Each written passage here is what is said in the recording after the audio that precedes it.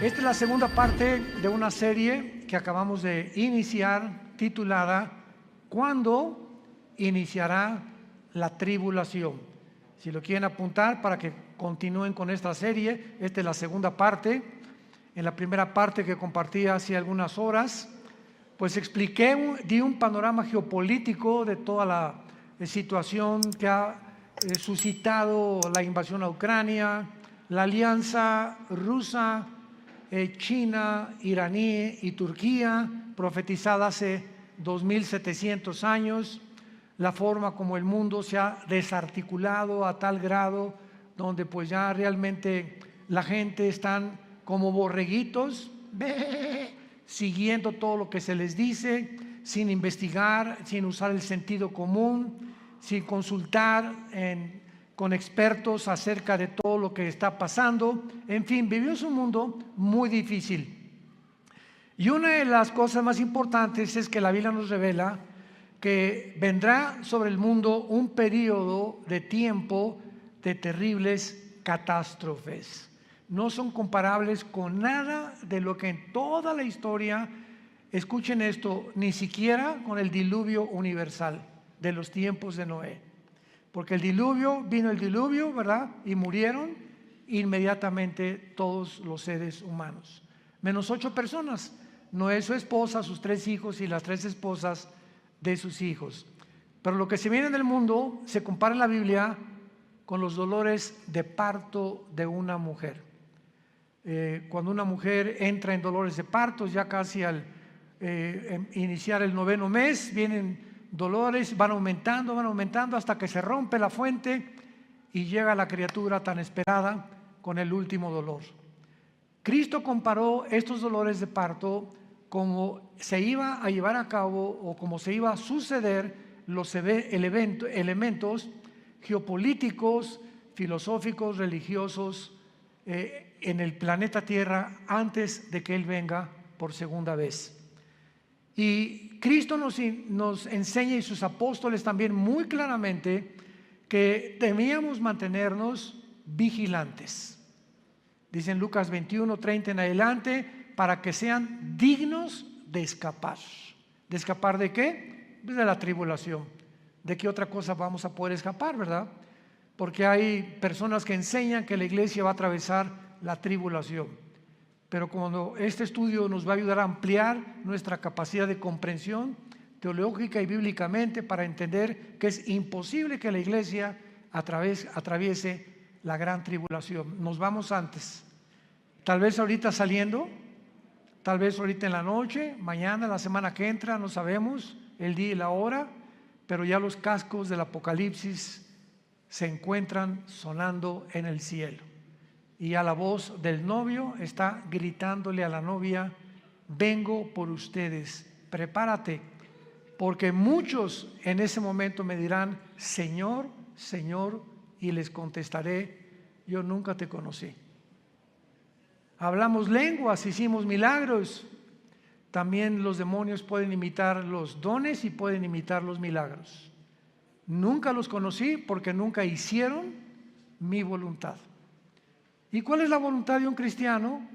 Bueno, cuando se formó la iglesia, desde el inicio de la iglesia, Hechos 1:8, y recibirán poder cuando haya venido el Espíritu Santo y me serán testigos. Entonces, la voluntad de Dios es que tú y tú y tú y yo y todos los que seguimos a Jesús hablemos del amor de la cruz. Le hables a tu familia, le des testimonio de lo que Dios hizo en tu vida. Puedes comenzar con eso: fíjate que pues yo era así y era así, etcétera, etcétera. En la Navidad, en una fiesta, en un cumpleaños, y mi vida cambió. ¿Y por qué? Pues conocí a Jesucristo.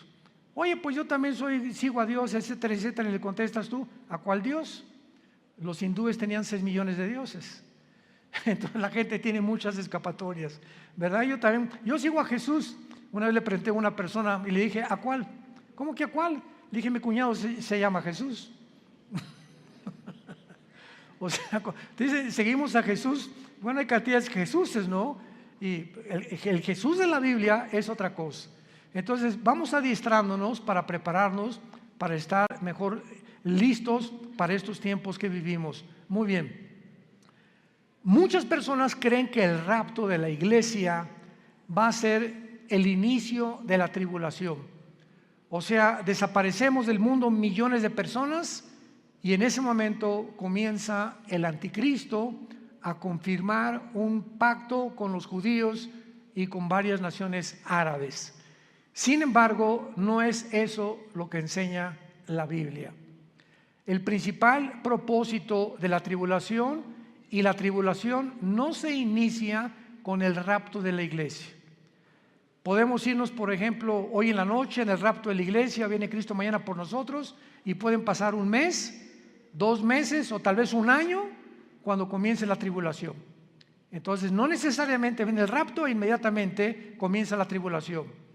La tribulación, los que quieran apuntar, comienza, tiene su inicio cuando el anticristo confirme un pacto de paz con la nación de Israel y con naciones árabes.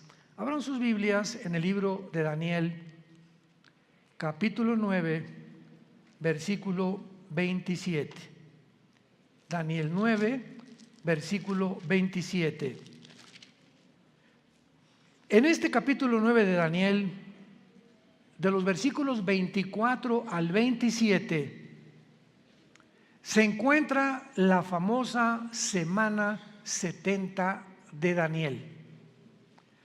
Porque hace 2600 años, Daniel se encontraba en Babilonia cuando comenzó a leer al profeta Jeremías. Y Daniel descubre, leyendo el profeta Jeremías, de que el exilio o todo ese tiempo en que Nabucodonosor se llevó a los judíos a Babilonia, los 70 años de exilio estaban por terminar. Y Daniel se sorprendió, era un hombre de Dios que oraba 3 veces al día, en la mañana, en la tarde y en la noche. Estamos hablando de 1 a 2 horas diarias, perdón, en cada término de su oración. Entonces se hinca Daniel en el capítulo 9 y comienza a orar a Dios. Señor, ya va a terminar la cautividad babilónica. Jeremías profetizó que serían 70 años y como él era un hombre que estudiaba la Biblia, como muchos cristianos, me espero que lo estén haciendo, estaba consciente de lo que iba a pasar.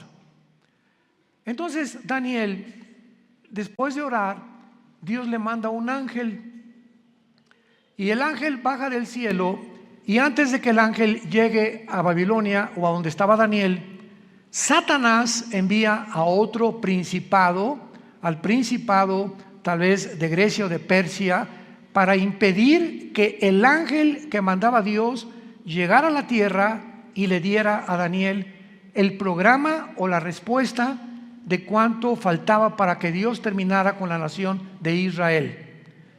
Entonces hay una guerra en el cielo, está en el capítulo 10 de Daniel, hay una guerra en el cielo. Finalmente el ángel llega hasta donde da Daniel y el ángel le revela a Daniel todo el programa cronológicamente de la nación de Israel. Porque todo el Antiguo Testamento, el pueblo de Dios es Israel. El Nuevo Testamento es la iglesia. Y la iglesia no es Israel, ni Israel es la iglesia. Son 2 entidades completamente diferentes. Israel no era el cuerpo de Cristo como se formó con la iglesia. Nosotros somos el cuerpo de Cristo. Israel era la esposa del Padre. Y Dios se divorcia, le da cartas de divorcio a Israel. Y hasta el momento Israel, el antiguo pueblo de Dios, se encuentra en la banca. Y Dios forma a una entidad nueva que se llama la iglesia desde hace 2000 años, después de la resurrección de Jesucristo y desde el día de Pentecostés. Entonces la iglesia es una entidad completamente diferente de Israel. Entonces Dios, el ángel le dice a Daniel: Daniel, Dios tiene 490 años en su programa para terminar con la nación de Israel. Y la palabra que se usa aquí son 70 semanas. Así dice el versículo 24. 70 semanas están determinadas, decretadas sobre tu pueblo Israel y sobre tu santa ciudad Jerusalén. Los judíos tenían semanas de días y tenían semanas de años. Y aquí es lógico, ¿verdad? Por el contexto, que no está hablando de semanas de días, como lo vamos a comprobar. Entonces, 70 años están decretados para Israel, para que Dios ya acabe finalmente con toda la historia de Israel. Y el ángel le dice a Daniel: desde que se comience a restaurar la ciudad de Jerusalén, porque en aquel tiempo llegaron los babilonios, llegaron los medos persas, llegaron todo, ¿verdad? Y acabaron con Jerusalén. Cuando comience a ser restaurada Jerusalén hasta el Mesías, habrá 483 años. 483 años, o sea, 6 semanas, que son semanas de años, vuelvo a repetir. ¿Cuándo se comenzó a restaurar Jerusalén? Nehemías, capítulo 2, del 1 al 6. Cuando el rey Artajerjes de Persia le ordena a Nehemías y le da permiso para que regrese a Jerusalén, que estaba hecha a pedazos, y comience su reconstrucción. Y del momento de que se decretó el regreso o la restauración de las murallas de Jerusalén hasta el Mesías, matemáticamente, damas y caballeros, santos de Dios, lo comentaba en la conferencia anterior, para cualquier ateo, cualquier escéptico, cualquier agnóstico que esté buscando evidencias en la Biblia, esto es extraordinario. Fueron exactamente desde la reconstrucción de Jerusalén hasta la muerte de Jesús 483 años. ¿Faltan cuánto? Faltan una semana, o sea, 7 años. Por eso se llama la semana 70 de Daniel. Entonces los judíos rechazan al Mesías y se interrumpe el reloj cronológico de Dios. Y le dice Dios a Israel: no me vas a volver a ver, Jesús, con las palabras de Jesús, hasta que digan Baruch Hashem Adonai Eloheinu, que significa en el hebreo: bendito el que viene en el nombre del Señor. Hasta que ustedes me reconozcan como Mesías, no vuelvo a tratar con la nación de Israel.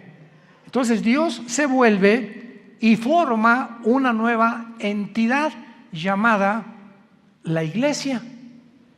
Y la palabra iglesia, eclesia en el griego, significa los que Dios llama fuera del mundo espiritualmente. Nos envía Dios a su espíritu a morar dentro de nosotros para que tengamos el valor. No nos dio espíritu de cobardía, le dice Pablo a Timoteo, sino de poder y dominio propio, para que tengamos el valor de hablar del Mesías al mundo, de hablar del amor de Dios a mi familia, a mis suegros, a mis hijos, a mis padres, a mis compañeros de la oficina, en el bufete, en el consultorio médico, para hablar y decirle al mundo su necesidad profunda, intrínseca, de recibir al Salvador. Ese es el valor que una persona que no tiene a Cristo no testifica. Si tú te llamas cristiano y nunca has hablado de Cristo, dudo que tu cristianismo sea real. Muy bien. Entonces, esta semana que le falta Dios a tratar con Israel, se interrumpe por el periodo o la dispensación de la época de la iglesia, que tiene que durar 2000 años. ¿Por qué 2000 años? Porque de Adán a Abraham, 2000 años, de Abraham a Cristo, 2000 años, y de Cristo a cuando termina la iglesia, 2000 años, o sea, 6000 años. Dios creó el mundo, el universo, en 7 días, ¿se acuerdan? Génesis capítulo 2. Entonces, este séptimo día, dice el Salmo 90 y 2 de Pedro 3, que para Dios un día son 1000 años, y 1000 años es como un día. Entonces, Dios establece su reloj cronológico desde los 6 días de la creación, que son un símbolo de lo que va a durar la historia del ser humano en este planeta. 6000 años nada más. Y cuando entremos al milenio, al séptimo día, vamos a entrar al reino mesiánico que serán nuestras vacaciones. Pero ya no vamos a hablar de eso ni nos vamos a adelantar. Es importante que nos ubiquemos ahorita en lo que estamos hablando de la semana 70 de Daniel. Entonces, Israel, ahí nos vemos. Ya no te voy a ver hasta que usted me reconozca. Mientras tanto, Dios se voltea, porque la Biblia dice, los ojos de Jehová están sobre los justos. Y cuando habla la Biblia de los ojos de Jehová, se refiere a su presencia. Entonces, cuando Dios dice, me volteo y no te veo, significa, Dios te ha dejado. Haz lo que tú quieras, Pepito, haz lo que quieras, Carmelita, ya no me vuelvo a meter con tu vida. Y se voltea a Dios y te deja que te hundas y toques fondo. Es la forma como Dios juzga a los seres humanos. Si cuando venga tribulación y angustia me buscarás y entonces no responderé. Porque no es cuando tú quieras, es cuando oigas su voz, no te endurezcas. Y ahorita ustedes están escuchando la voz de la palabra de Dios. Entonces, adiós Israel, Dios forma a la iglesia y comienza Dios a trabajar con nosotros, con el Espíritu Santo. La iglesia tiene que llegar a su final. Porque si no llega a su final, ¿cuándo va Dios a regresar con Israel? Entonces, durante este tiempo de la iglesia, he oído a muchos predicadores que han dicho que ya Dios no tiene que ver nada con Israel, que la iglesia tomó el lugar de Israel y que Israel ya se olvidó de Dios. Yo siempre les digo, leer Romanos 9, 10 y 11. 3 capítulos del libro de Romanos de Pablo mencionan que Dios no ha acabado con Israel. A nosotros nos injertó en el olivo original, en el olivo natural que es Israel, y nosotros somos el olivo silvestre. No somos el original, fuimos injertados en el olivo y en las promesas que Dios le dio en el pacto abrámico a Abraham. Entonces todas las promesas que Dios tenía para Israel se vuelven a favor de nosotros, menos la promesa de la tierra, porque la promesa de la tierra que Dios le dio a Israel se va a cumplir en el reino mesiánico. Entonces, ahora que Dios está tratando con la iglesia tiene que salir del mundo para que estos 7 años que quedan de la semana 70 de Daniel, que se llaman los 7 años de la tribulación, y vamos a ver qué otros términos se usan en la Biblia, Dios trate con Israel y los meta a un horno. ¿Qué microondas ni qué nada? Va a ser un horno de fuego donde los va a purificar para que puedan estar listos y entrar junto con nosotros al reino mesiánico o al reino milenial. Pero veamos el versículo que más nos interesa, que es el versículo 27 de Daniel 9. Y por otra semana, o sea, por otros 7 años, ahí está la semana 70 de Daniel, es la semana que falta para Israel, que son los 7 años de la tribulación. Y por otra semana está hablando del anticristo. Confirmará el pacto con muchos. A la mitad de la semana hará cesar el sacrificio y la ofrenda, y después, con la muchedumbre de las abominaciones, vendrá el desolador, que es el anticristo, hasta que venga la consumación y lo que está determinado se derrame sobre el desolador. Santos de Dios, este versículo 27, por eso la Biblia es más moderna que el periódico de mañana en la mañana. La Biblia es más moderna que cualquier noticia que el mundo pueda sacar, porque todo Dios lo puso con anticipación para que cuando suceda nos acordemos que Dios es el Dios que conoce el futuro. Y ese es el verdadero Dios a quien tú y yo estamos sirviendo. Noten ustedes, hablando del anticristo, versículo 27, y vamos a traducirlo, por 7 años el anticristo va a confirmar, no a afirmar. ¿Ya lo vieron? Confirmar un pacto. Esto significa que cuando nos vayamos nosotros y el anticristo se siente con los rabinos judíos o con los gobernantes de Israel actuales, o no sabemos quiénes serán, para firmar un pacto, confirmar un pacto, estos gobernantes judíos van a aceptar que este hombre les garantice la paz por 7 años, por la semana 70 de Daniel, que son 7 años. Entonces el anticristo les va a decir: por 7 años les garantizo que ninguna fuerza externa, ningún poder, ni Rusia, ni China, ni nadie los va a atacar. Pero al mismo tiempo dice: confirmará el pacto con muchos, aparte de Israel. ¿Quiénes son estos muchos? Las naciones árabes, que han sido su principal enemigo de Israel. Ahora, qué maravilloso. Desde 1948 que Israel se estableció como nación soberana, independiente y libre, y el mundo estupefacto volteó hacia Israel, en un día se formó una nación, después de casi 2000 años que estuvieron exiliados por todo el mundo.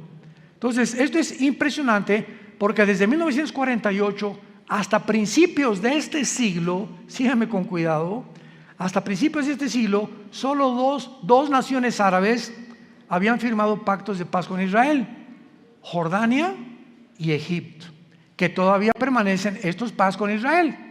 Pero en estos últimos meses de la administración de Trump y la administración de los demócratas en Estados Unidos, las naciones árabes, aparte de Egipto y Jordania, cosa que nunca se había visto en la historia, comenzaron a decirle a Israel: ¿nos das chance de estar bajo tu paraguas?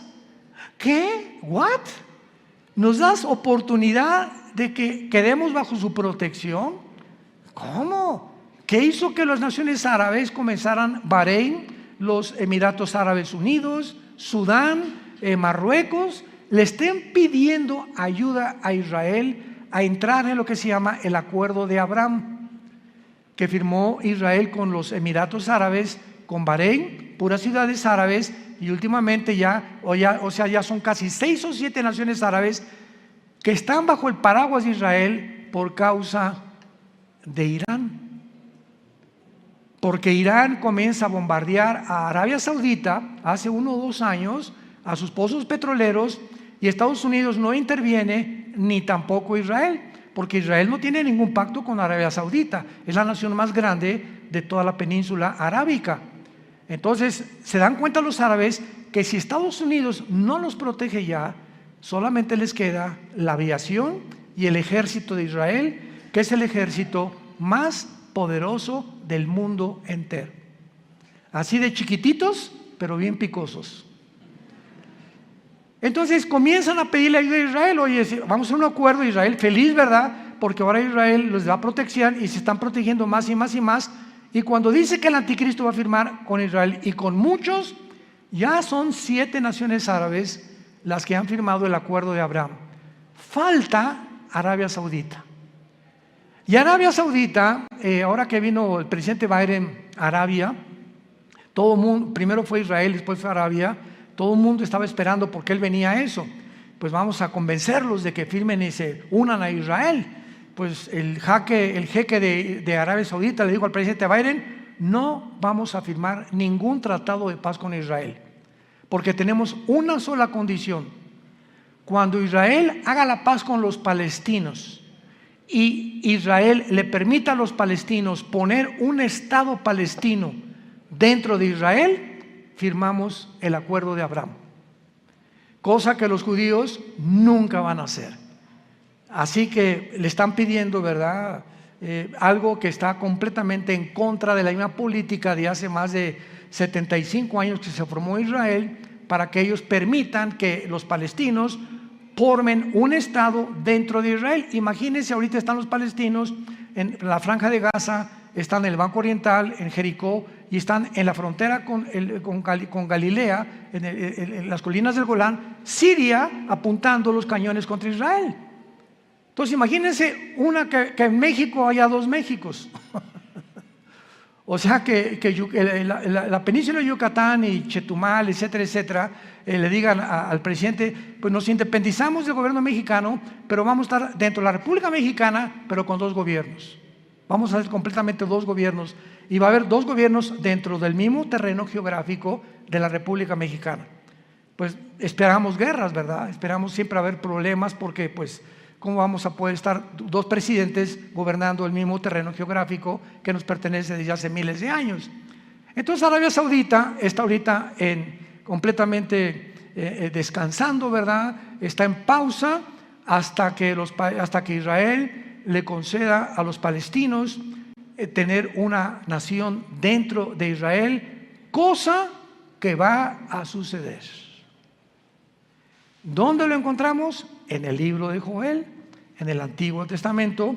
Ahí denle la vuelta a Oseas, después de Daniel, para que no se vayan hasta Génesis. Y luego sigue Joel, no se pierdan tanto. Y aquí en el libro de Joel, capítulo 3, que describe la Tercera Guerra Mundial y la venida de Jesucristo, dice así, Joel capítulo 3, versículo 1 y 2, principalmente. Porque he aquí que en aquellos días y en aquel tiempo en que haré volver la cautividad de Judá y de Jerusalén, reuniré a todas las naciones y las haré descender al valle de Josafat, o sea, al valle del Meguido, donde será y se librará la Tercera Guerra Mundial, conocida como la batalla del Armagedón, que se encuentra en Apocalipsis 16, del 12 al 14. Los reuniré en el valle de Josafat y allí entraré en juicio con ellas a causa de mi pueblo y de Israel, mi heredad, a quienes ellas esparcieron entre las naciones y repartieron mi tierra. Una de las razones por las cuales Dios se va a enojar con la nación de Israel es que van a acabar cediendo a la presión de otras naciones para permitir dos naciones dentro de una nación. Repartieron mi tierra, la tierra que Dios le prometió a Abraham, a Isaac y a Jacob. Muy bien, ahora veamos este famoso pacto de paz o tratado que confirmará el anticristo, porque hay 5 cosas claves de este tratado, los que lo quieran apuntar. Número 1, el tratado de paz que el anticristo va a confirmar con Israel será entre Israel y el anticristo, involucrando a naciones árabes. Número 1, involucrando a naciones árabes. Puesto que el anticristo tiene que surgir de alguna de las naciones que formaron el antiguo imperio romano, él será el principal protagonista. Ahora vean esto. Para los judíos el anticristo va a ser casi como un Mesías, porque para que hayan confiado que nadie los va a agredir y para que el anticristo tenga el poder de detener a naciones que sean contra Israel, es porque el anticristo va a ser un personaje sobrenatural, controlado por un principado completamente angelical, un principado de Satanás. Ahora esto es muy, muy importante, ¿verdad?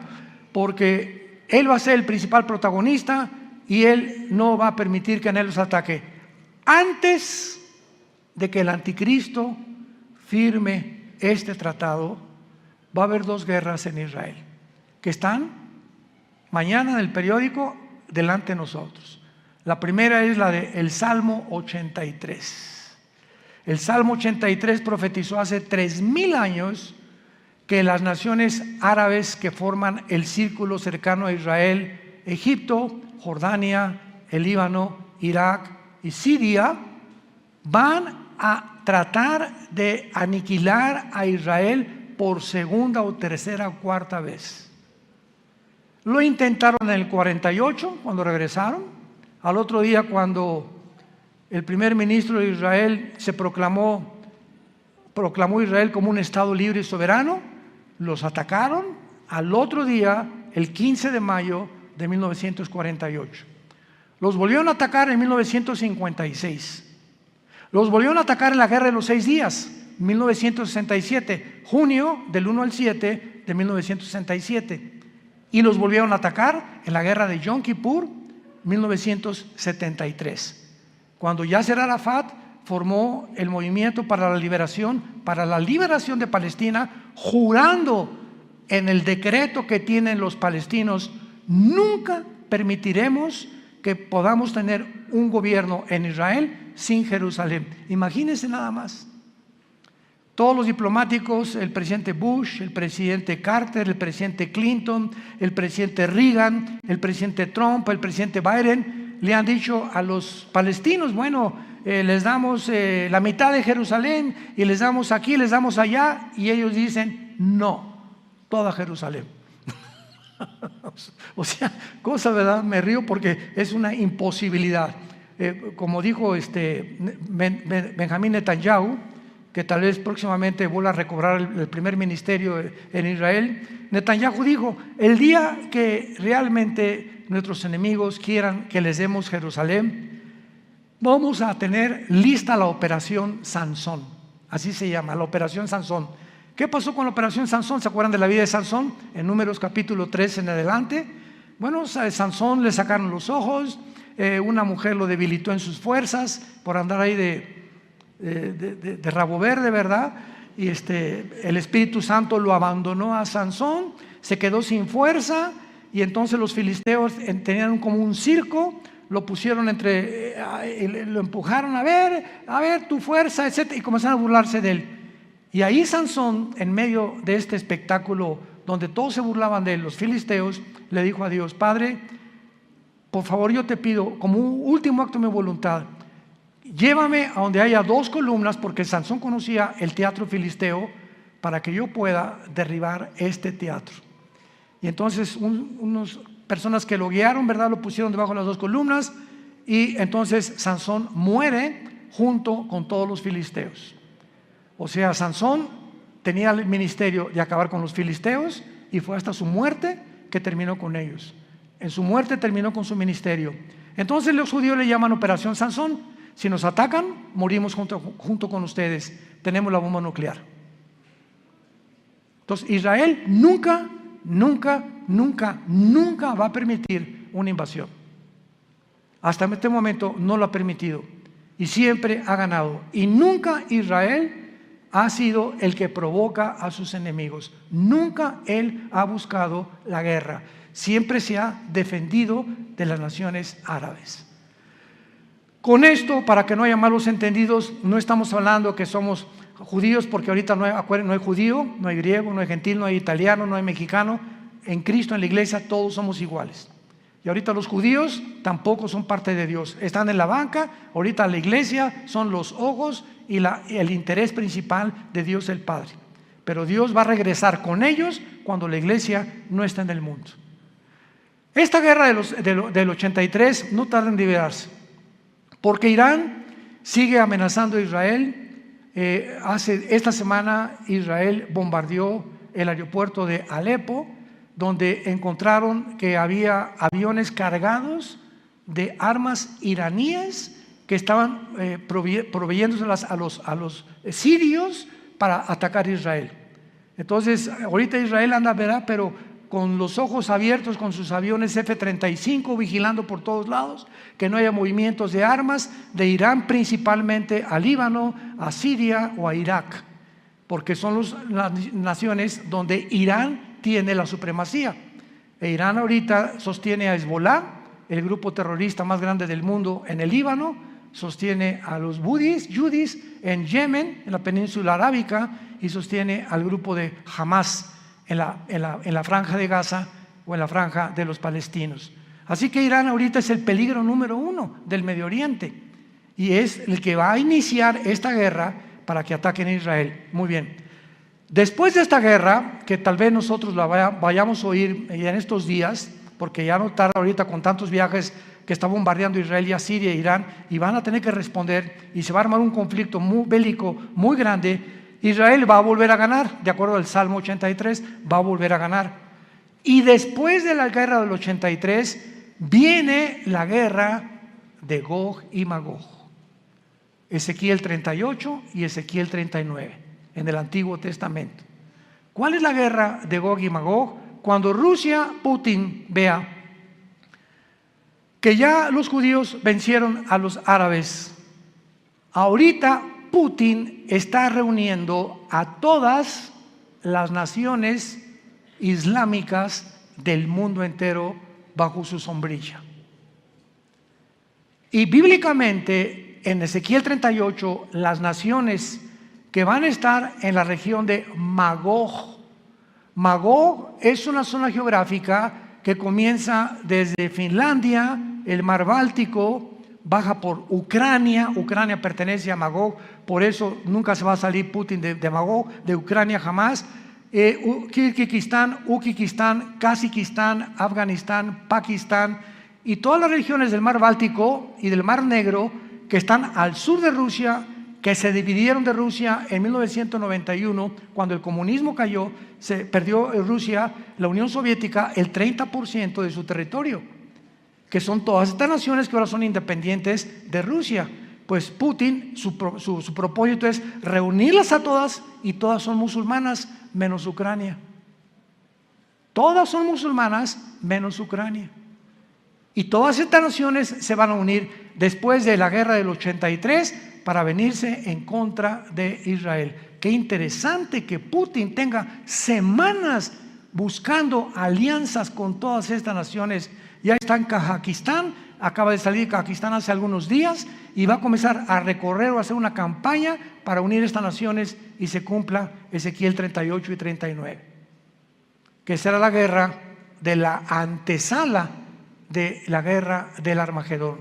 Y pienso de una forma particular que estas dos guerras, la del Salmo 83 y la de Ezequiel 38 y 39, van a suceder antes de que nos vayamos de este mundo. Es posible que veamos y seamos testigos de estas dos invasiones.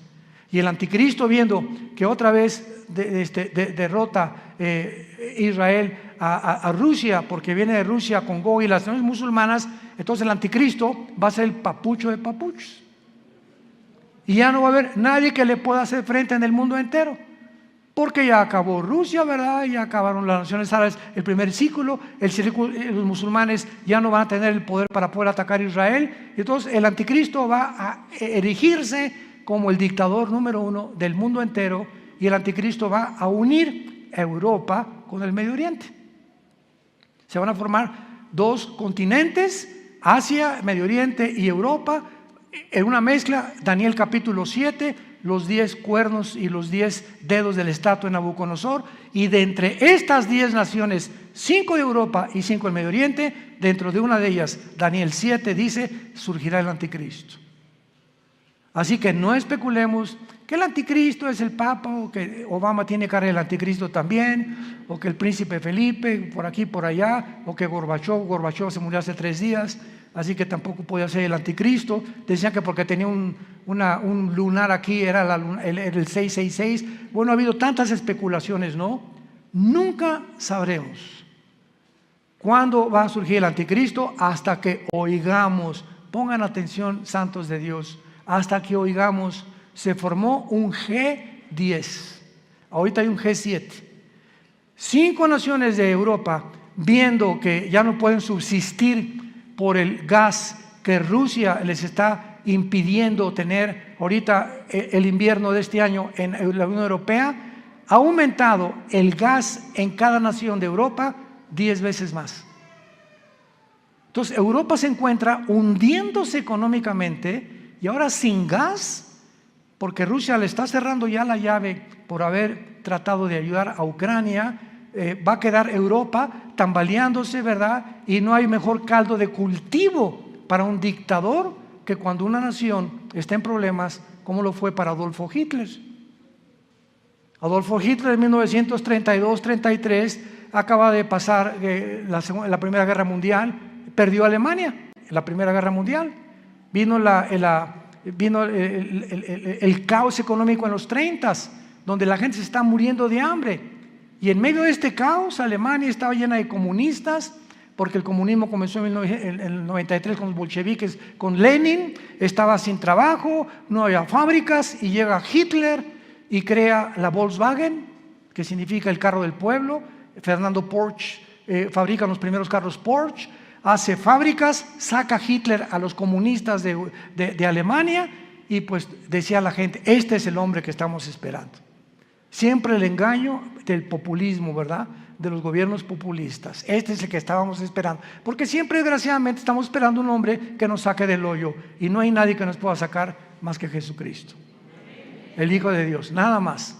Entonces Hitler tenía el caldo de cultivo, ¿verdad? Igual todos los grandes dictadores que ha habido en la historia, Saddam Hussein, el que tú me quieras mencionar, surgen cuando el problema en la nación se encuentra completamente económicamente quebrantada. Y de ahí el que surja en la nación le estará eternamente agradecido que lo sacó del hoyo, pues el anticristo se formará y lo adorarán como Dios. De los milagros va a solucionar el problema de Europa, va a solucionar el problema del Medio Oriente, va a solucionar el problema de África, va a solucionar el problema del hambre, del clima y de todos los problemas que ahorita han sido insolubles. El anticristo tendrá la sabiduría, la destreza, el poder de poder realizarlo. Veamos en el libro de Daniel capítulo 8 lo que acabamos de comentar del anticristo. Porque aquí se escriben en estos versículos claramente los poderes del anticristo durante la tribulación. Daniel 8, 23 al 25. Está hablando de la persona del anticristo. Escuchen con mucha atención. Y al final del reinado de estos, cuando los transgresores lleguen al colmo, se levantará un rey altivo de rostro y entendido en enigmas. Su poder se fortalecerá, mas no con fuerza propia, y causará grandes ruinas y prosperará, y hará arbitrariamente y destruirá a los fuertes y al pueblo de los santos. Con su sagacidad hará prosperar el engaño.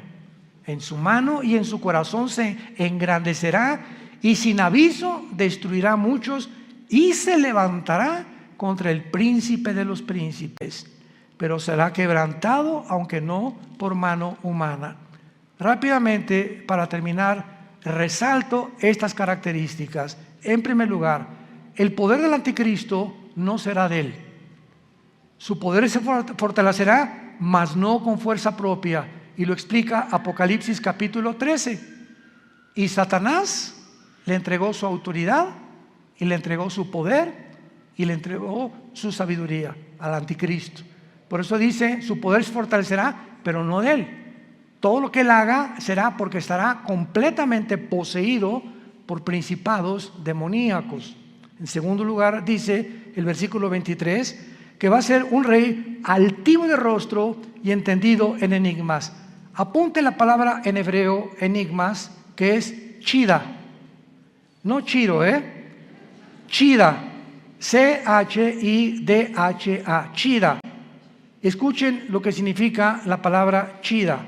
Significa dichos o cosas difíciles de resolver, problemas para la inteligencia común del ser humano.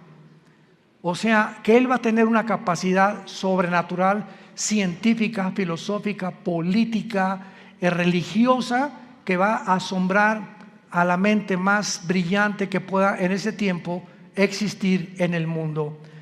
Entendido en enigmas, su poder se fortalecerá, prosperará y hará arbitrariamente y destruirá a los santos con su sagacidad.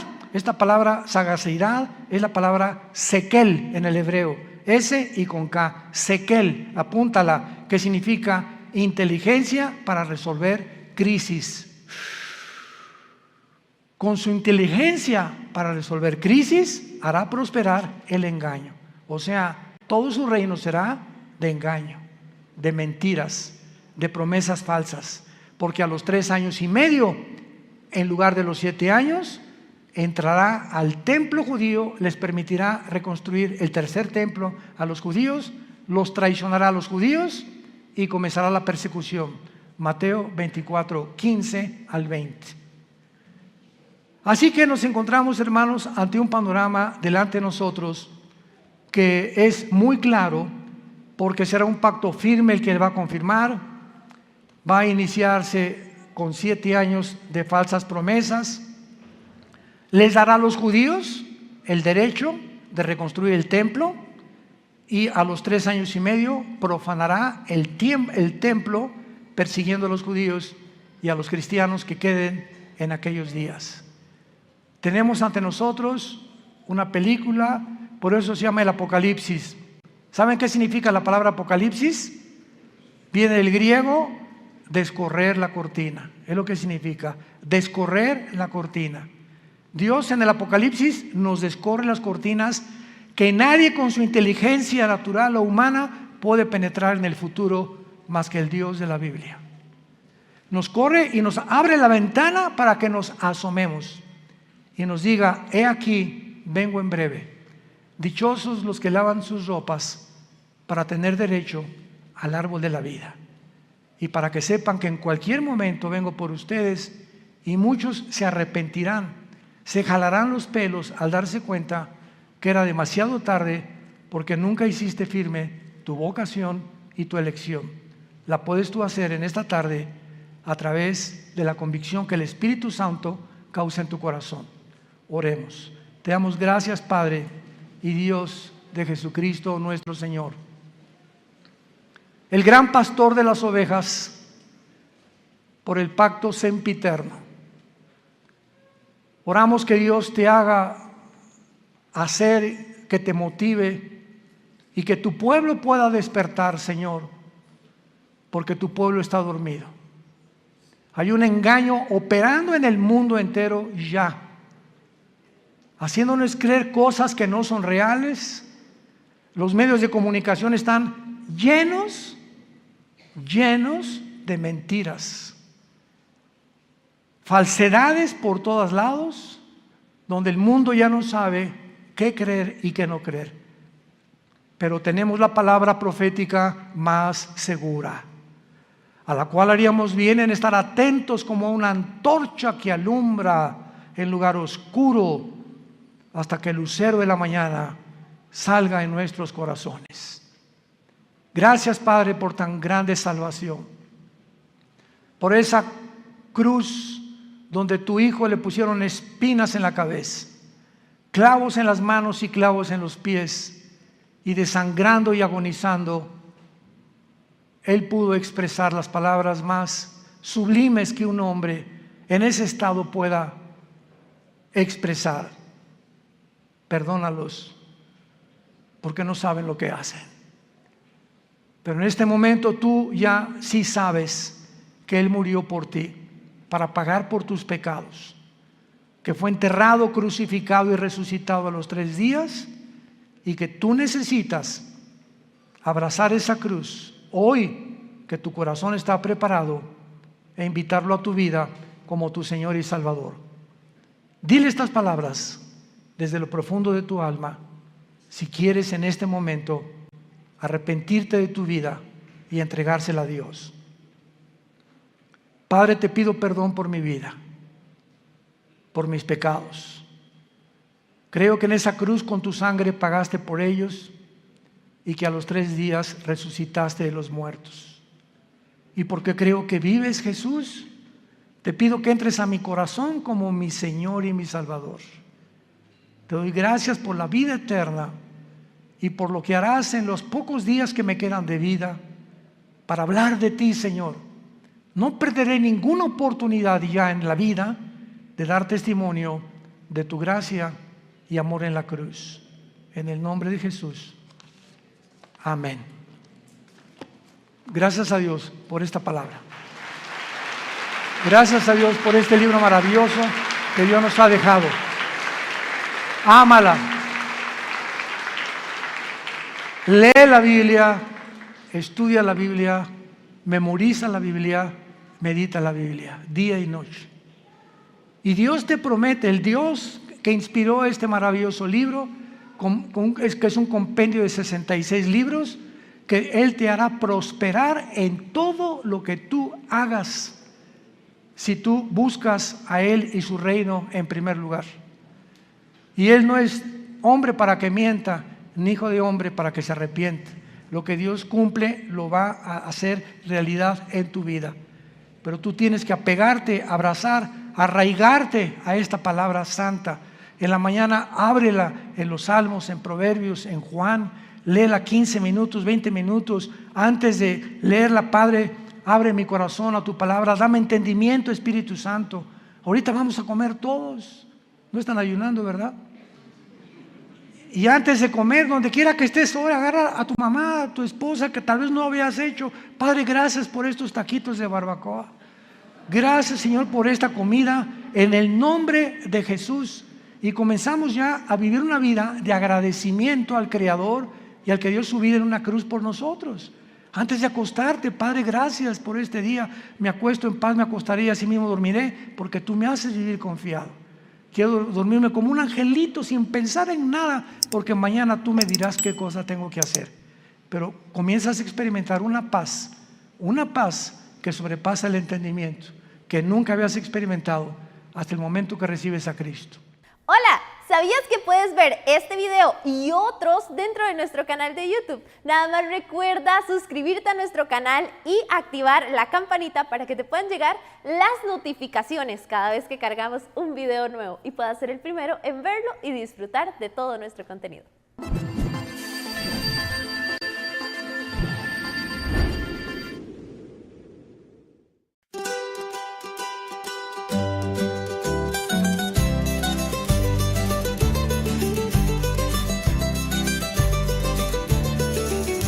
Cos'è questo amore che sento? È così strano che non ci credo.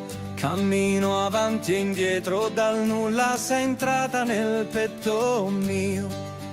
Ogni passo mi porta a te, ogni sguardo mi brucia dentro. Sei un sogno che non va via e io non so più che fare.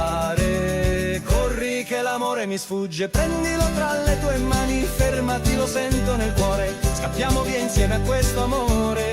Corri, corri, che scappa l'amore mio, stringilo, tienilo, che vola via se non lo sai.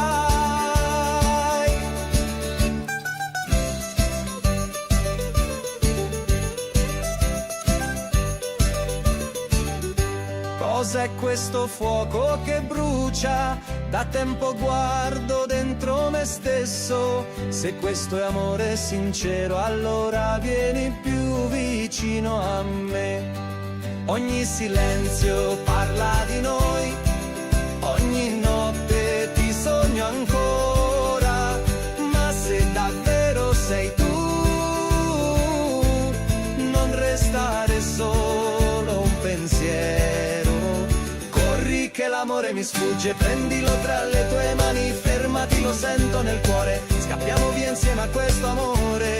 Corri, corri, che scappa l'amore mio, stringilo, tienilo, che vola via se non lo sai.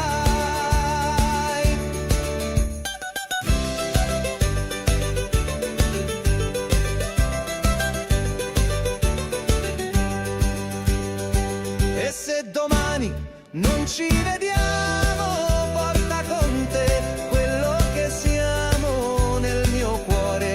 Hai già un posto, non lasciarlo mai più vuoto. Corri che l'amore mi sfugge, prendilo tra le tue mani, fermati, lo sento nel cuore, scappiamo via insieme a questo amore. Corri amore, che il tempo ci guarda, fermati adesso o l'amore ci scappa.